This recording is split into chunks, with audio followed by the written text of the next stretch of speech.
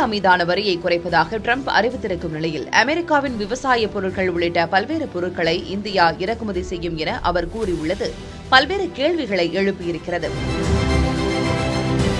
அமெரிக்க அதிபராக ட்ரம்ப் பதவியேற்றதும் வரி விதிப்பில் தலைகீழ் மாற்றத்தை கொண்டு வந்தார். இந்தியா அமெரிக்காவுக்கு அதிக அளவில் ஏற்றுமதி செய்கிறது என்று கூறி இந்தியா மீது 50 விழுக்காடு வரிகளை விதித்துள்ளார். இதற்கு ரஷ்ய கச்சா எண்ணெயை இந்தியா இறக்குமதி செய்வதை முக்கிய காரணமாகவும் ட்ரம்ப் குறிப்பிட்டிருந்தார்.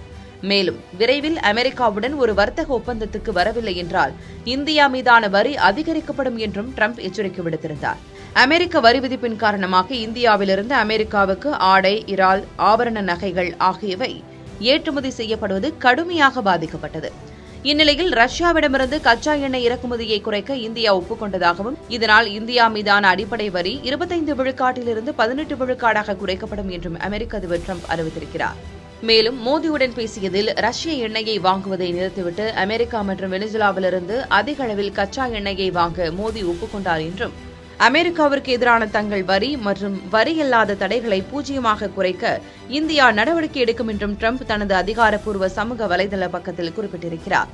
அதேபோல $500 பில்லியன் அதிகமான அமெரிக்க எரிசக்தி, தொழில்நுட்பம், விவசாயம், நிலக்கரி உள்ளிட்ட அமெரிக்க பொருட்களை வாங்குவதாக மோடி உறுதியளித்தார் என்றும் ட்ரம்ப் கூறினார்.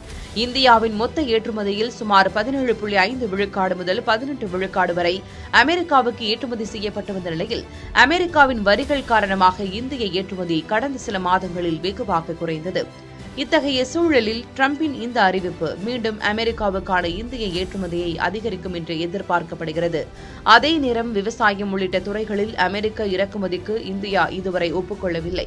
இத்தகைய சூழலில் தற்போது அதற்கு அனுமதி அளிப்பதாக கூறியுள்ளது இந்திய விவசாய உற்பத்தியாளர்களுக்கு பாதிப்பை ஏற்படுத்தும் என்ற அச்சம் எழுந்திருக்கிறது.